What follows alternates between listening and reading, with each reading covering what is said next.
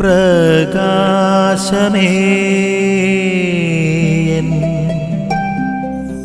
മിഴി തുറക്കുക വേഗം.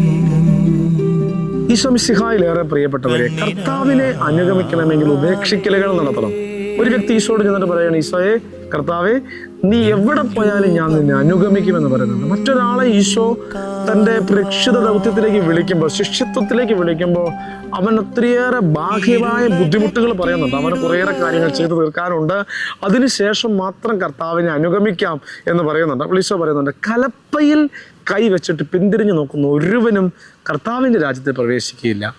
നമുക്ക് ആത്മാർത്ഥമായി പ്രാർത്ഥിക്കാം. കർത്താവിനെ അന്വേഷിക്കുന്ന ഒരു വ്യക്തി, കർത്താവിനെ അനുഗമിക്കാൻ ആഗ്രഹിക്കുന്ന വ്യക്തി പൂർണ്ണമായും അന്വേഷിക്കണം, പൂർണ്ണമായും അനുഗമിക്കണം.